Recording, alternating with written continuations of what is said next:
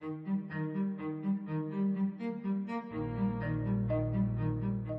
we're talking about sustainable development. This is a crucial concept. I think it's crucial for the world. But what does it mean? I think our starting point has to be how crowded our world is today. We're 7.2 billion people. The numbers have soared. We're up 10 times since the start of the Industrial Revolution. Billions more people are likely to be added to the world's population in the 21st century.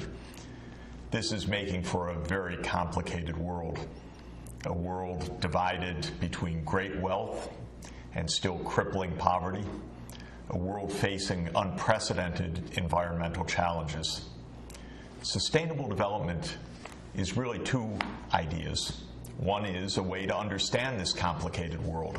How do the economic, the social, the environmental, the political, the cultural factors fit together? And the second aspect of sustainable development is the idea of sensible goals for this crowded, interconnected planet. How do we make the world both prosperous, fair, and also environmentally sustainable so that our numbers and our economy don't overrun the physical planet itself? That's really the aim of the study of sustainable development, to understand the world and, of course, to help improve the world.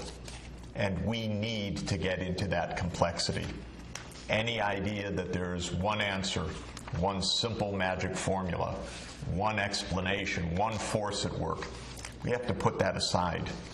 We have to embrace complexity because we are talking about a complicated, interconnected set of relations of a world economy that now spans all parts of the world and connects all people, all businesses, technologies, in flows of trade, finance, ideas, advertising, production systems, but also connects us with the physical earth in unprecedented ways. Humanity actually changing the climate, changing what species survive on the planet, changing the chemistry of the oceans, changing the safety of the air, changing the access and availability of fresh water. It's an unprecedented situation. It's a fascinating situation. It will be the challenge of your generation. Let's see what we can figure out of all of this and how, through that knowledge, we can do something about it. Have a look at this remarkable piece of technology, the maglev in Shanghai, which carries people at speeds of more than 200 miles per hour, more than 400 kilometers per hour, to and from the city and the airport. It's a magnificent piece of technology, a product of joint work of major leading engineering companies from Europe and those in China. It's been operating for the past decade. It is a kind of model of what sustainability can mean in the future, because if electric trains, these magnetic levitation trains, or fast intercity rail based on electricity are powered by clean electricity, then we have a way of helping people to move, helping goods and services to move in a way that's safe for the environment. And technology is exemplified by the maglev is definitely one way forward.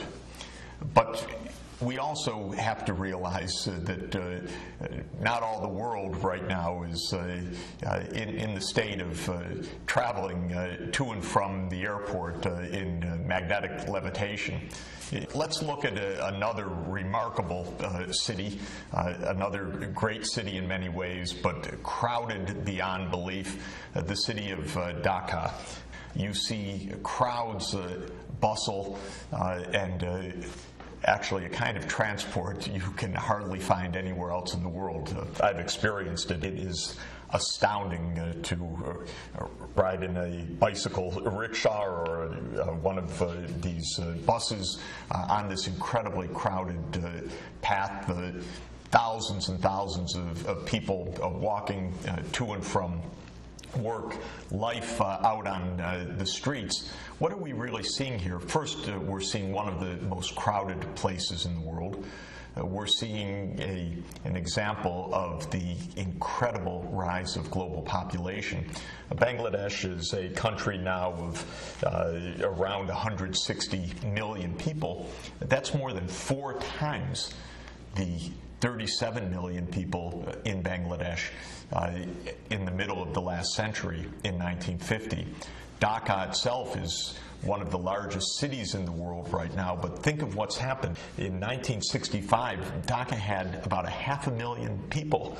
Today, Dhaka has more than 15 million people. You can imagine how the infrastructure has been completely overrun, how transport systems, water systems, sanitation systems, and all the rest are facing unbelievable stress with this kind of population increase. This is also part of the reality of our planet. How do you achieve sustainable development in a very low income, very, very crowded place like Bangladesh, especially taking into account how vulnerable low-lying Bangladesh is to the climate change ahead? So sustainable development for us, first, is a way to understand these complicated challenges. I think it's useful to think of there being 4 dimensions to that puzzle. There's the economics, there's the societal dimension, how our communities work, culture, civil society. There's the natural environment, and there's our political or governance systems. How do economic, social, environmental, and governance systems interact? The second way to think about sustainable development is not only as an analytical approach, one that takes a holistic view of society, but also as what we would call a normative or ethical approach, identifying goals for society. Sustainable development urges us to have a holistic vision of what a good society should be. Sometimes people say, well, good society is a rich society. But we know that can't quite be it just to focus on the economics. If a country is rich on average, but all the wealth is held by very few people and most of the people are poor, I think most of us would say that's not a good society in the sense that we would aspire towards. So social inclusion is a second aspect of a good society, meaning that economic well-being is widely shared among different ethnic, religious, or racial groups in a country. It's shared between men and women, so there's gender equality. It's shared among regions of a country, so that there's not just one pocket of prosperity in a sea of poverty. A third aspect of what we would think to be a good society is one that is a good steward of the natural environment. We all know that if we break the physical systems of biodiversity, if we destroy the oceans, if we deforest the great rainforests, we're going to lose immeasurably. If we continue on a path that fundamentally changes the Earth's climate in a way that's unrecognizable for us in the way that humanity has developed, we're going to face grave dangers. So from a normative perspective, environmental sustainability certainly seems right if we care about the well-being of our children and future generations. And for most of us, we also care very much how government functions. People living in places with massive corruption, with lawlessness, where the politicians are not to be trusted, where government services are not fair, where there's massive discrimination, insider dealing, and so forth. This creates a lot of unhappiness. All over the world, people feel happier and better when they can trust their government.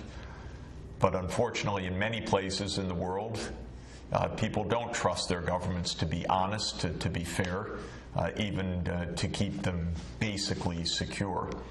So from a normative perspective, We could say that a good society is not only a wealthy society, but is one that is prosperous and inclusive, environmentally sustainable, and well-governed. And our fundamental question will be, how can we take sustainable development as a goal, use our knowledge of the interconnections of the economy, of society, of the environment, and of governance, to think through this crowded 21st century in a world of massive divisions of wealth and poverty, in a world of unprecedented environmental stress, but also in a world of maglevs and many, many other technological miracles.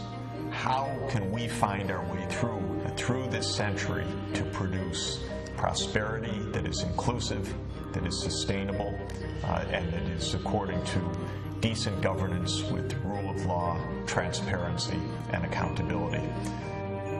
There are some very powerful ways forward to meet sustainable development as a goal, a shared goal for the planet.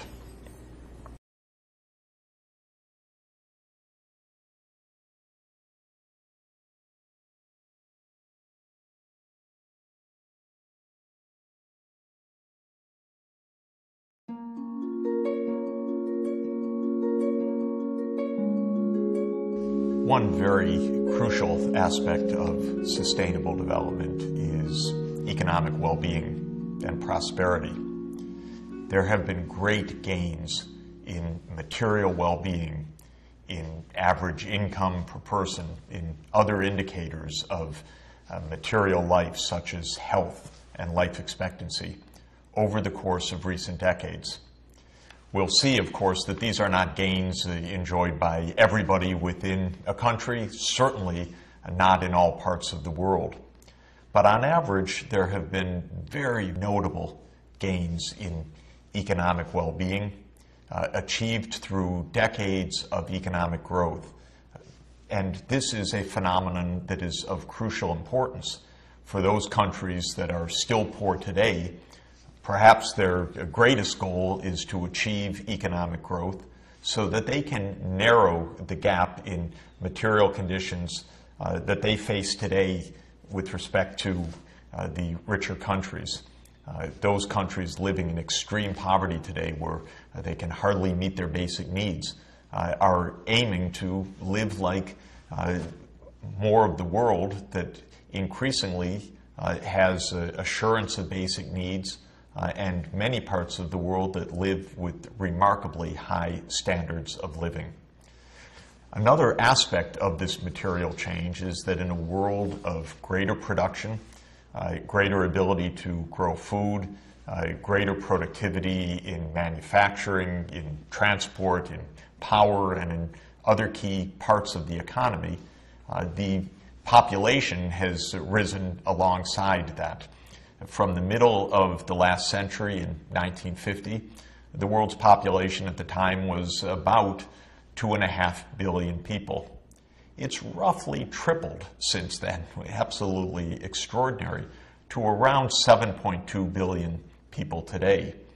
And the numbers are continuing to rise, roughly an increase of 75 to 80 million people added to the world's population each year, meaning that it won't be long, probably around 2024 or 2025, when another billion people will be on the planet, when we'll reach the 8 billionth person. Let's look at what growth really means. And there has been no exemplar of economic growth more remarkable than China.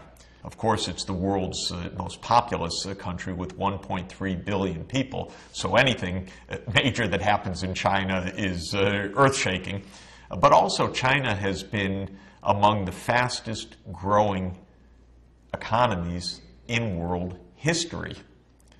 Since China undertook some basic market reforms after 1978, until just about the last couple of years, when growth has begun to slow a little bit, China was averaging roughly 10% per year economic growth. absolutely astounding. And it's very handy, something that I'll refer to many times, to use what we call the rule of 70. Take the number 70, divide it by the growth rate, in this case 10. 70 divided by 10 is 7. It means that China has been doubling its national income every 7 years. The rule of 70 says 70 divided by the growth rate gives you the number of years to double the size of the economy. Well, what does that mean? Take a look at Shenzhen, China. Shenzhen is a city very close to Hong Kong in southern China. And in 1980 or so, when you see this picture, Shenzhen was a small village, mainly rural, not very many people, perhaps 30,000 people living in Shenzhen. Now, take a look at Shenzhen today, nearly 10 million people. Shenzhen has become a modern metropolis. It's a major manufacturing hub for the world. Not only did populations rise, did incomes per person soar, but also how people live has clearly fundamentally changed from rural agricultural livelihoods to modern urban manufacturing and services, and in a matter of 3 decades. Well, most of the world's not going to experience Shenzhen-like change, but that basic pattern of economic growth, a transition from poor smallholder farming to modern manufacturing, especially modern service economy, is part of the normal pathway of economic growth.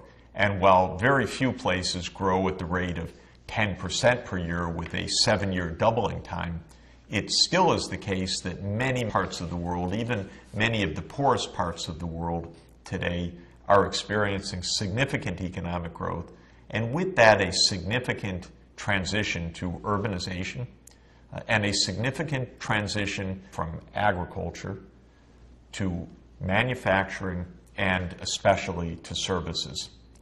If you look at the next graph, you see something also absolutely astounding that we really need to keep in mind, and that's demography.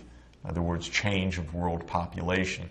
Now, this is a graph that shows you the long, long haul over the last couple million years, even before there was the modern human species.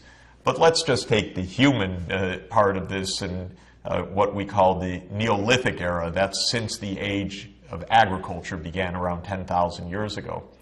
Well, the human population for a long time, if you look at the picture from 10,000 years ago, maybe 7,000 or 8,000 years BC, was less than 500 million people. Of course, nobody knows, but maybe 300 million people of all the people on the planet. That number did not change very much for a very, very long time. The graph is quite flat, numbers rising maybe to 400 or 500 million people in 1 AD. And that tells you that over much of human history since the beginning of agriculture, the human population did not change very much. But take a look at the right-hand side of the graph. All of a sudden, the population begins to soar, just about the time of major breakthroughs in technology around the Industrial Revolution, the beginning of the era of the steam engine in 1750 or so. We see the population curve turning up and turning up remarkably steeply. Around 1830, humanity reached the great milestone of 1 billion people on the planet. So for thousands and thousands of years, the population was under 1 billion. Then from 1830 to 1930, just in 1 century, the 2nd billion was added. But then the numbers really started to soar because from 1930 to 1960, just 30 years, the 3rd billion was added. We're on track to go from 7 billion reached in the year 2011 to 8 billion probably around 2024 or 2025. 9 billion sometime in the 2040s. So this change of population is absolutely astounding. Our age is an age of economic growth combined with rapid population growth. And together, those two dynamics have meant a massive expansion of economic activity, of total output produced on the planet each year, and of course, alongside that, a massive increase of humanity's impact on the planet. And that is one of the great challenges of sustainable development. Now, another bright spot of recent development is that alongside that economic growth and alongside the rising population numbers has also come improved health. Around 1950, for every 1,000 children who were born, an estimated 134 out of the 1,000 would not survive till their first birthday. That number, 134 per thousand, is called the infant mortality rate. It tells us how many children won't make it to the first birthday. What's very heartening is that that number is coming down and coming down sharply, so that the 134 per thousand IMR, or infant mortality rate, is down to an estimated 37 per thousand today. 37 children still don't make it to the first birthday dying of malaria or pneumonia or other preventable diseases. Millions of children dying before their first birthday, still of preventable and treatable causes. We'll talk about that. We'll see what can be done. We'll show how even more progress can be made and can be made rapidly. But taking the historic trends, the drop from 134 to 37 is a real accomplishment, and one that has improved the quality of life and certainly eliminated a lot of the tragedy and anguish that was part of humanity's existence until the improvements of public health and modern medical care. With more children surviving and with health improving at older ages as well, the good news is that our life expectancy is also rising, and rising very considerably. Take a look at what's happened to what we call life expectancy at birth. That is statistically the average length of a lifespan, taking into account the risks of death at each age. In the middle of the last century, in the period 1950 to 1955, the average life expectancy for people on the planet was around 47 years. Pretty short. As of today, the estimated life expectancy at birth is more than 70 years, or roughly 71 years. And in the high-income countries, around 80 years. This is another example of economic growth and material progress, and an example of the kind of progress that is being achieved in most parts of the world. What's the lesson? The lesson is that this first pillar of sustainable development, economic well-being, is something that's achievable and being achieved in large parts of the planet.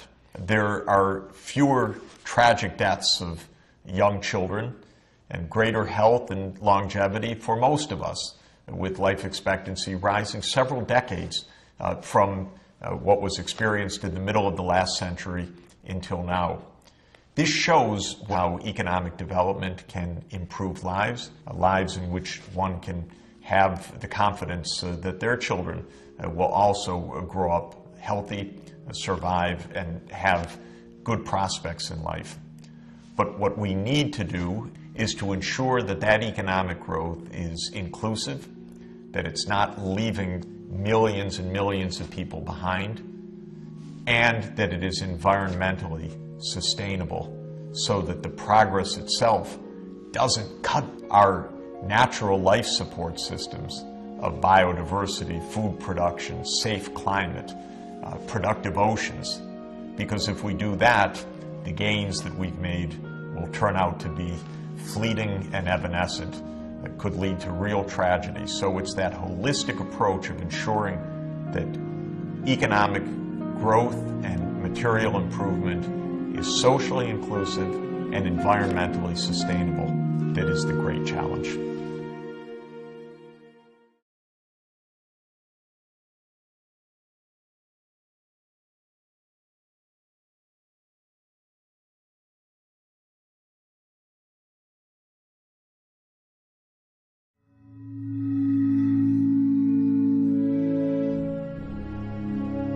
In many ways, we live in a world of plenty. Economic growth has produced incredible wealth. Many parts of the world have escaped from economic hardship. Countries like China, which were once very poor, are now solid middle-income countries. But sustainable development calls for prosperity that is broad-based. And despite living in a world of plenty, there are still large numbers of people, more than 1 billion, more than 1 out of every 7 persons on the planet, living in extreme poverty. What is the face of extreme poverty? If you look at this smallholder farmer, this peasant living in northern Ethiopia. There's no modern transport around. You don't see electricity grids in the distance.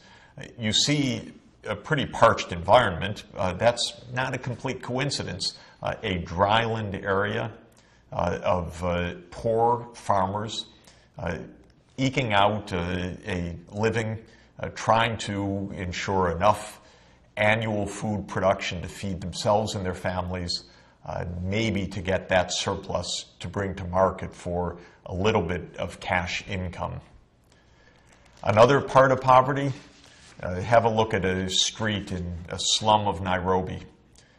Millions of people live in the slums of African cities like Nairobi. Hundreds of millions of people live in urban slums around the world. This is another face of poverty. While it remains true to this day that more than half of the world's population living in extreme poverty live in rural areas, of course the urban poverty is known to us. Often the urban poverty is living right next to great urban wealth. And what do we see in this street in Nairobi? We see an unpaved, muddy road, people living without modern power, probably without any modern sewerage or sanitation. In other words, even though these are people living in an urban area of several million people, they're also, like that peasant in northern Ethiopia, unable to secure basic needs, access to emergency health care, access to basic clean power in the form of electricity or natural gas for cooking, lack of access to safe drinking water and sanitation, and barely eking out a monetary living that can meet even the most basic and minimum needs of clothing and safe shelter. When we speak about poverty, therefore, we're necessarily speaking about a many-dimensional concept. Poverty is usually viewed as a lack of adequate income. But I want us to think about it as a lack of income, a lack of access to basic health services, a lack of access to basic amenities that most of the world takes for granted: safe water, sanitation, electricity, access for children to a decent education. People living in extreme poverty are people who cannot meet these basic needs. And while proportions of the world living in extreme poverty has been shrinking markedly in recent decades, the numbers are still staggering. Depending on one's estimate and one's exact categorization of extreme poverty, it's fair to say that between 1 and 2 billion people in the world are struggling to meet basic needs, and probably fair to say that around 1 billion people struggle for daily survival. Will they have enough to eat? Will polluted water cause a disease that threatens their lives? Will a mosquito bite carrying malaria carry away their child because they can't get access to the 80-cent dose of medicine needed to cure the disease? That's the struggle of daily survival for people living in extreme poverty. Where is this poverty? Well, one place to look is the average incomes in different parts of the world. Take the national production of the economy, divide it by the population, so that one gets the amount of income generated per person per year in different countries of the world. And if you put them in a color code, as you see here, you can see a huge variation in income levels around the world. Those dark blue areas, there aren't too many of them. Canada and the United States, Western Europe, Australia and New Zealand, Japan and South Korea. Those are the high income parts of the world. And by and large, extreme poverty has been eliminated from those countries. But take the bright red or beige parts of the world. There you see the greatest poverty. And what you can see very, very clearly in this world map is that extreme poverty today is concentrated mainly in 2 regions of the world. The first is in tropical Africa. That's the part of Africa in between the northern African countries and the countries at the very south of Africa. And you see, on average, a lot of poverty within those countries, often half or so of the population living in extreme poverty. And the other concentrated part of poverty in the world is in South Asia, India, Pakistan, Nepal, and Bangladesh nearby. Countries that are sometimes experiencing economic growth, but still with vast numbers of people, often in rural villages, living without security of their basic needs. Thank goodness in both Africa and in South Asia, the proportions of households living in extreme poverty are coming down. Thank goodness for the world as a whole, the numbers have been coming down. But clearly, we still have a very serious challenge, a moral challenge and a practical challenge. People living in extreme poverty face risks of survival. Often countries where poverty rates are very high succumb to violence, to terrorism, to epidemic diseases, to mass migrations, to environmental disasters that not only are tragedies for them, but can trigger unrest and instability among their neighbors and in other parts of the world as well. We see in the next map another aspect of extreme poverty. People living in extreme poverty face a burden of disease and shorter lives as a consequence that make their lives distinctly more difficult, often more painful and tragic than lives of people in other parts of the world. Once again, where is the concentration shown in this map of high mortality rates of young children? In this particular map, what's shown is the mortality of children under the age of 5. For every 1,000 births, how many children won't survive till their 5th birthday, what's called the under 5 mortality rate? Once again, we see that Africa is really the epicenter. Tropical Africa is where the highest burdens of disease still reside. It's a stark fact that even in countries where there's a tremendous amount of economic progress, there can still be very significant pockets of poverty that are unrelieved. A lot of inequality, lack of social inclusion, and major gaps between rich and poor. And sometimes the starkness of that is right in front of our eyes, as in the view of Rio de Janeiro that you're looking at right now, where in the foreground you see the low-lying favelas, the slum areas of Rio, and in the background, of course, you see the high-rises, the modern, very high quality of life of the wealthier people of Rio de Janeiro. While there are some parts of the world where most of the population is poor, there are a number of countries that have reached what we call the middle income status, countries like Brazil, where there still are important pockets of poverty that need to be relieved. As always with sustainable development, there's hope.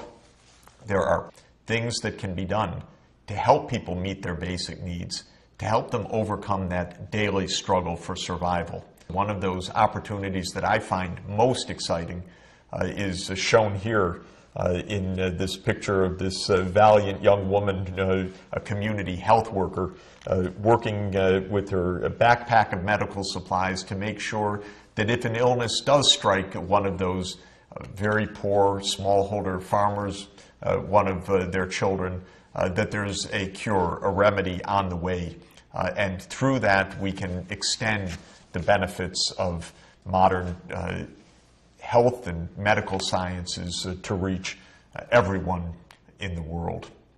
Well, we've already noticed that the degree of poverty has a kind of geography to it. On this fascinating depiction of income on our globe, shown not as a map, but as a globe where the height of each point on the globe measures the economic output of that point. You can see those startlingly high levels of GNP on the islands of Japan. You can see that in the east coast of Australia, the very high levels of development shown by the markers. But you can also see the low-lying areas in inland China, in India.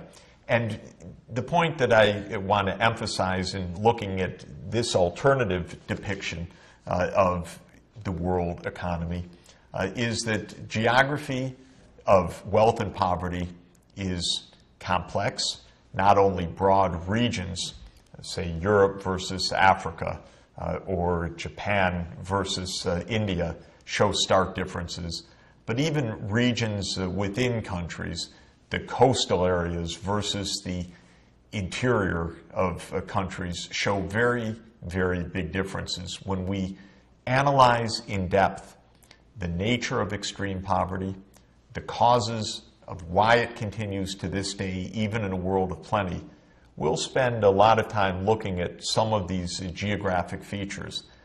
Is the country or the city on a coast where trade is easy? Is it in the interior where it might be more economically isolated? Is it in a good climate zone where food production is easy? Or is it in a dryland region, as we saw in Koraro, Ethiopia, where food production is a lot more difficult because of the low level and the instability of rainfall? Is it a healthy climate where disease burdens are naturally low? Or is it a place where killer diseases like malaria are more easily transmitted? Geography still today plays a big role in shaping wealth and poverty. By understanding the role of geography, we'll make a big advance not only in understanding why extreme poverty continues in a world of plenty, but what we can do about it.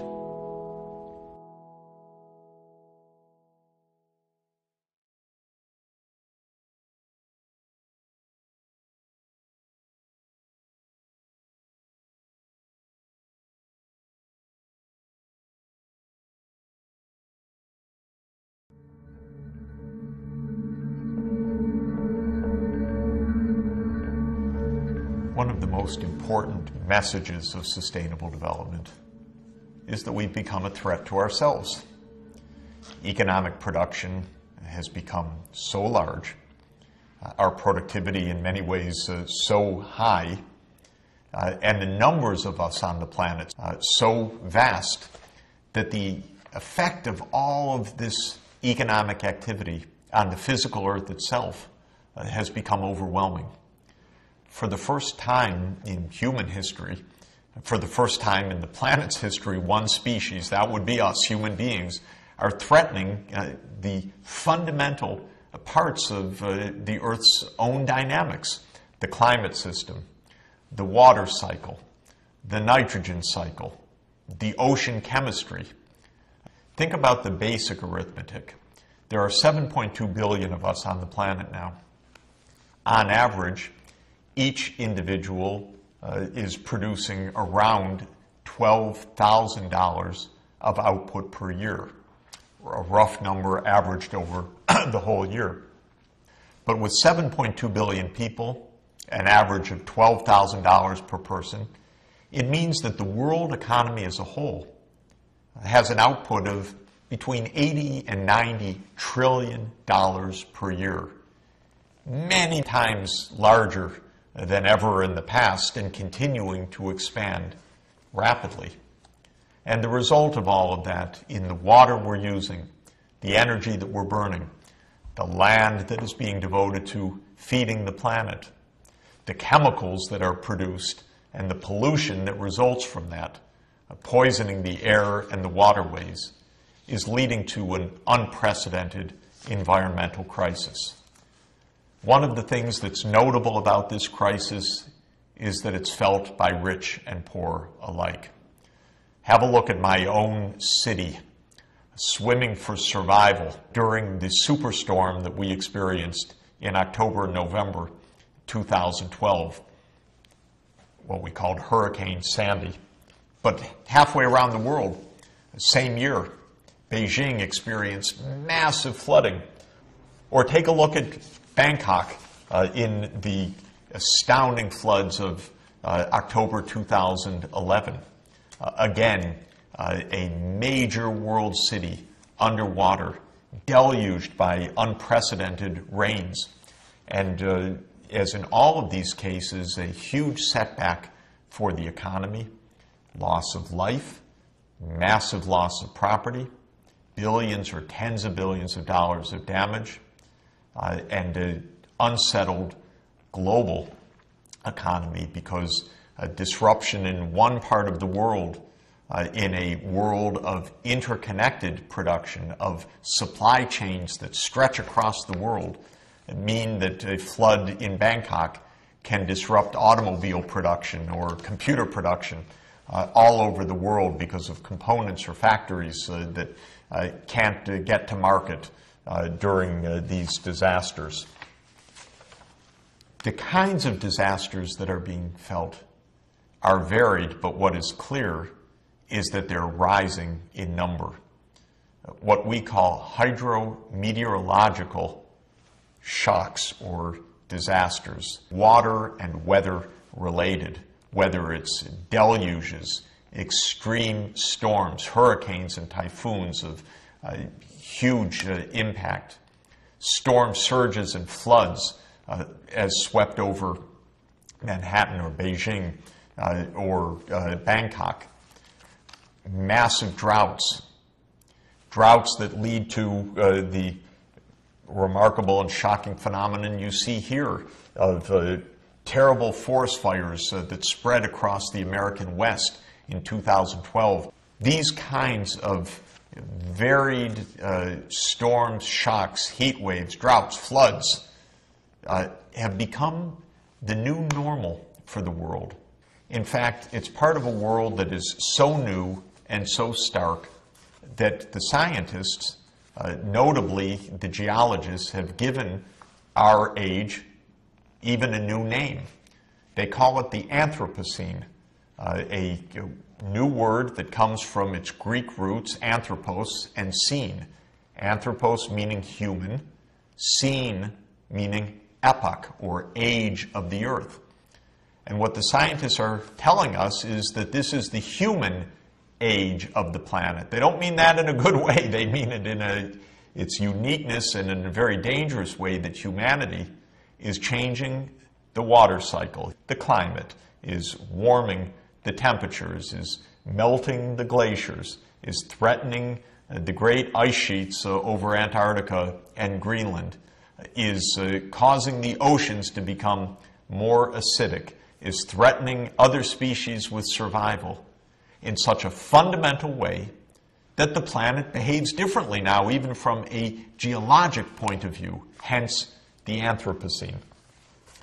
One of the main drivers of these changes is humanity's massive use of coal, oil, and natural gas, three energy sources we call fossil fuels. When we burn coal, oil, and gas to move our cars, heat our buildings, drive our industrial production, produce electricity, we end up with carbon dioxide emitted into the atmosphere. And carbon dioxide in the atmosphere changes the climate. This stark graph, which we will revisit later on, shows the cycles of carbon dioxide concentrations in the atmosphere, shown here over the last 800,000 years. Well, by natural processes, mainly changes of the Earth's orbit and the effects that produced, carbon dioxide in the Earth's history has gone up and down in kind of a wave-like manner. But look at the recent few years, the blink of an eye in terms of the Earth's history.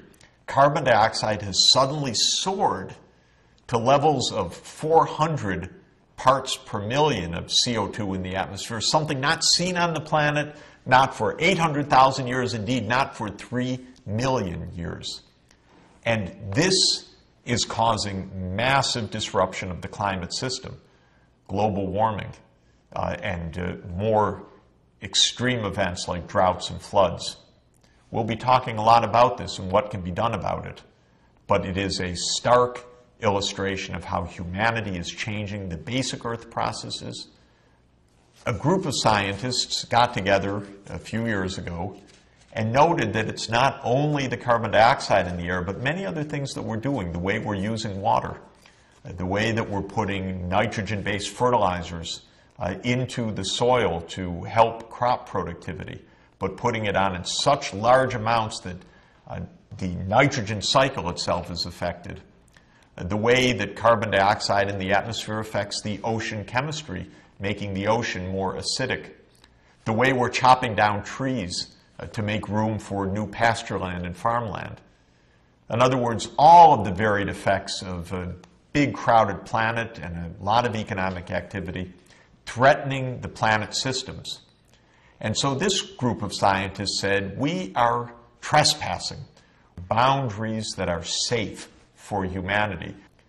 So these scientists said, we need to identify the safe operating limits for the planet. We need to understand what those planetary boundaries are. And around the circle you see here is their visualization of those planetary boundaries. Have a close look. Climate change, ocean acidification, ozone depletion, the nitrogen cycle, the phosphorus cycle, global fresh water use, changes in land use, loss of biodiversity, driving other species to extinction, that is, aerosol loading, the particles we're putting into the atmosphere through industrial processes, and chemical pollution, poisoning air and waterways. These are planetary boundaries that we trespass at profound risk for ourselves and for our children. A core goal of the science of sustainable development is to understand these risks and, most importantly, to determine what we can do so that we stay within the safe operating limits of humanity. We honor and respect these planetary boundaries as we continue to improve our well-being. It's the combination of economic prosperity, social inclusion, ending poverty, and ensuring environmental sustainability that is the holistic objective of sustainable development.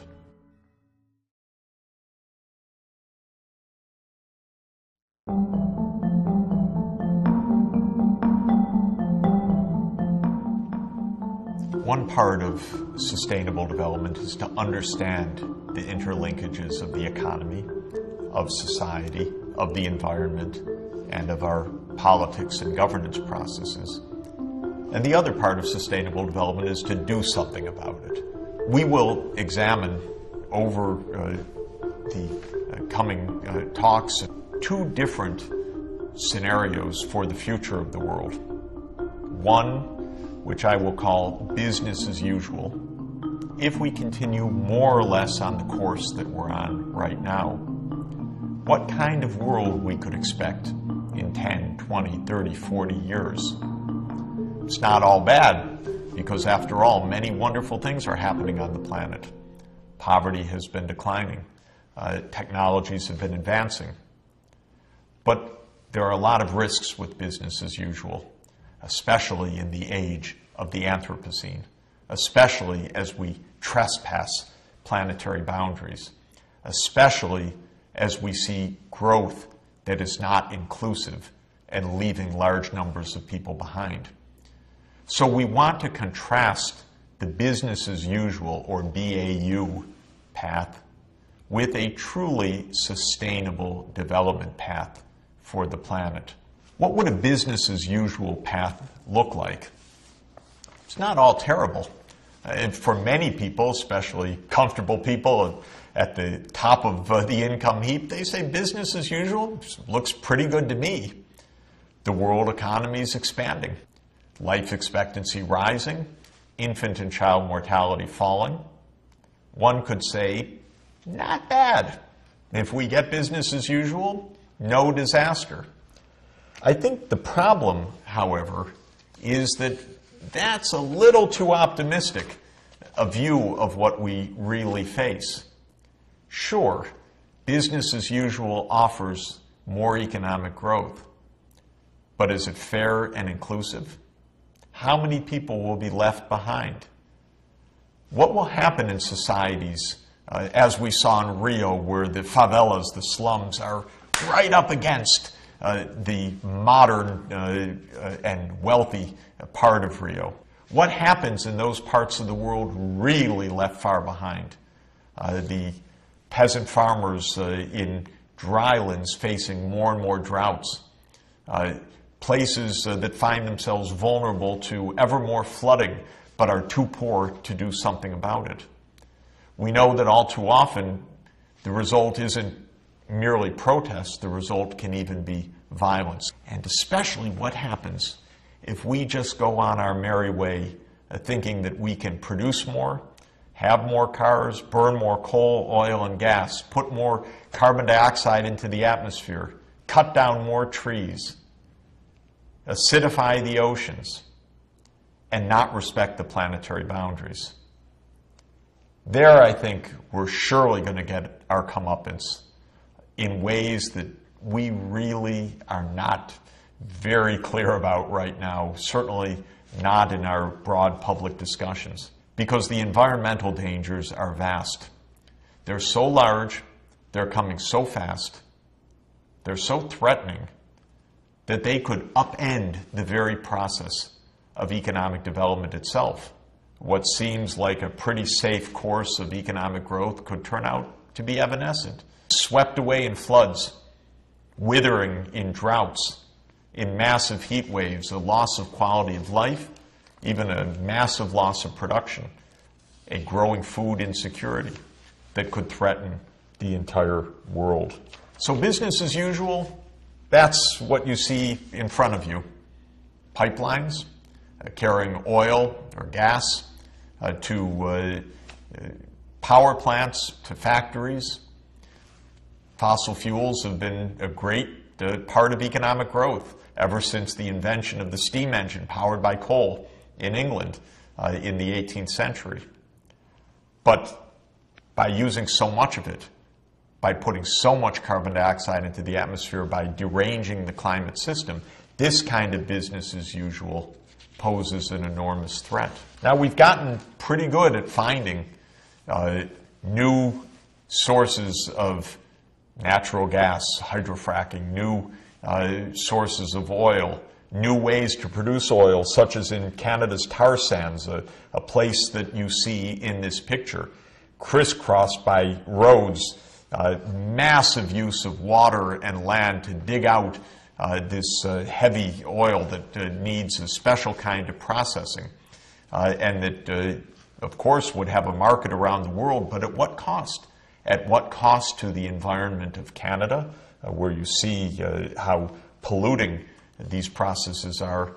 What cost to the world's environment as these tar sands and other fossil fuels are burned in such vast numbers that they derange the climate? Will we see more massive drought in the Sahel, a drought that was so severe, covering Chad and Mali and neighboring countries, that it led to tremendous amounts of violence, contributed to the outbreak of war in Mali and in continuing violence in other places? Droughts like this have affected many parts of the poorest countries. Will we see more of that? And of course, if economic growth is not perceived to be fair, if the rich get richer and the poor get poorer, if the poor feel left behind, cheated by those at the top of the heap, will we see more unrest, more instability? We know it from New York City, where we saw the Occupy Wall Street movement, to protest against what the protesters called the top 1%, and calling for legality and responsibility on Wall Street after the devastation of the 2008 financial crisis. But these street protests weren't just on Wall Street or in other parts of the United States. In Tunis, in 2011, in Cairo, in Athens, in Tel Aviv, Chile, Madrid, Istanbul, Rio de Janeiro, cities around the world, there have been growing street protests, protests mostly led by young people, protesting high unemployment, high income inequality, corruption in government, lack of accountability, lack of transparency. Is that the kind of business as usual path that we want? We study sustainable development because we can do better.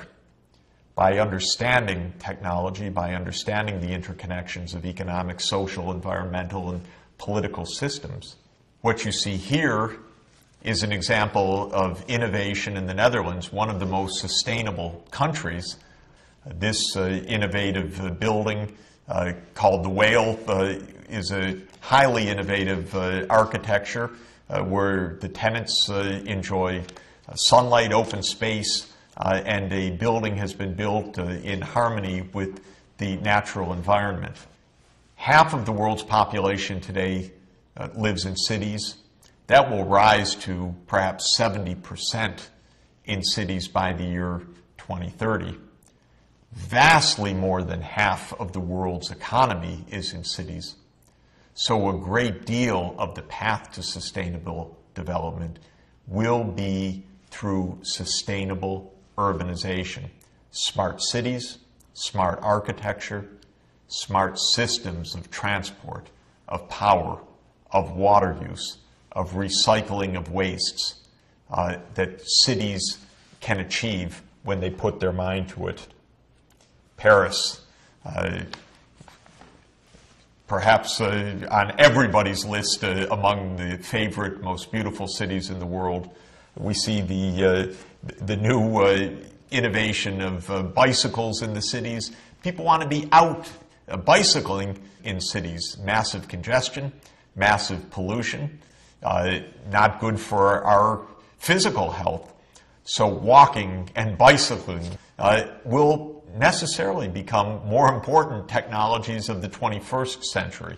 And I'm happy that in cities around the world there is a return to bicycling using clever shared bicycle systems, new walkways and places where people can improve their health, because cities can be places where the obesity epidemic and poor health take hold. In Bogota, there were great innovations in using rapid transit in bus systems to move people much more cleanly and effectively than individual car ownership.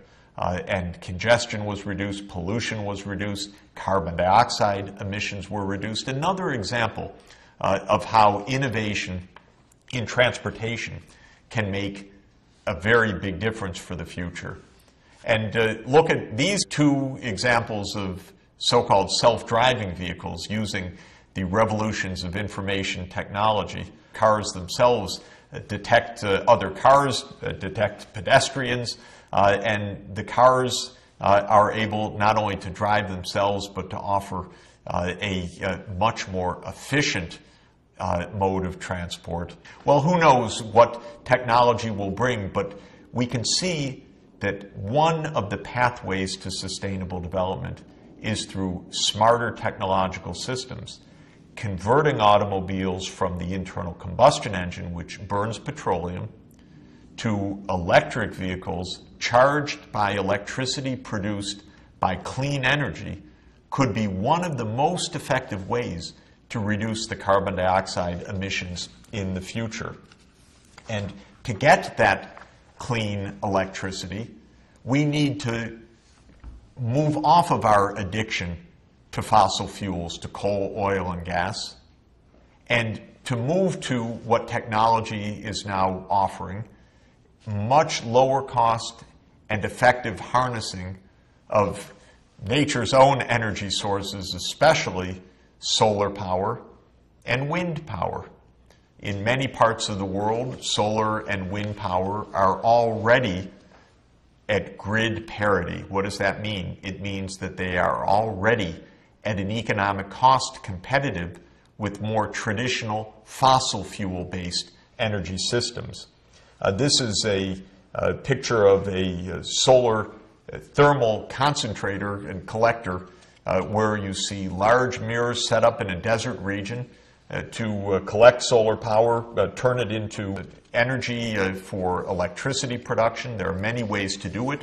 It could be photovoltaic cells we'll look at later on. It could be concentrated solar thermal energy where you use the heat that's produced to boil water to turn steam turbines to produce electricity.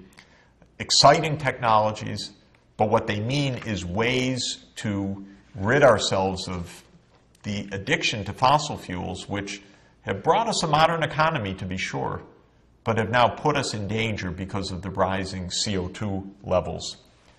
And the advances are not only in information technology, better urban design, clever architecture, smarter grids, smarter transport systems, renewable energy, but breakthroughs in agronomy, in biology. You see here a site testing a new kind of rice, which is bred through special breeding processes to be able to resist flooding, something that obviously will be very important for the farmers in Bangladesh, for example, where this new kind of rice has been shown to be highly effective. When normal fields are flooded, the rice dies.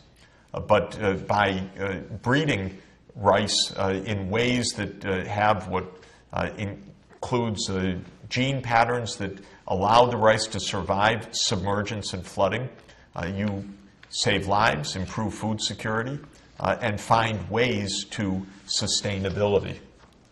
So this, at the essence, gives us a hint of what a sustainable development pathway might mean.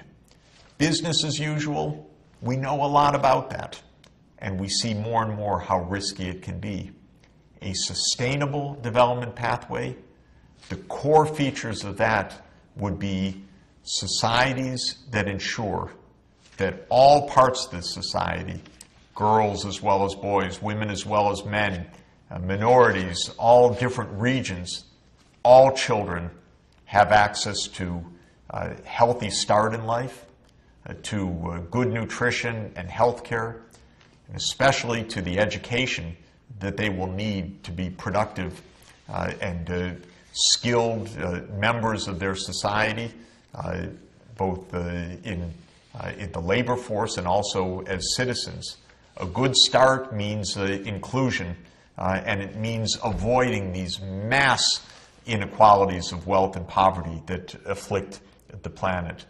Sustainable development will mean a new kind of urbanization, smarter cities, new transport systems, smarter power grids fed by renewable energy rather than by traditional fossil fuels, new kinds of vehicles, public transportation, or bicycles and walking that can also keep us healthy, new ways to build buildings that are much more energy efficient and much more pleasant and consistent with nature. At the essence of sustainable development is problem solving. We have a lot of problems. We're going to need a global effort in a focused and relatively short period of time, a matter of decades, not centuries, to move from the business as usual trajectory to the sustainable development trajectory. And in order to accomplish that, every part of the world will have to be involved in brainstorming, in determining new and creative ways to ensure inclusive and sustainable growth. That's going to be your job in the coming years, and that's going to be our task in the coming sessions, where we investigate what those problems are, what their core features are, and what innovative new design can mean to enable us to choose that path of sustainable development.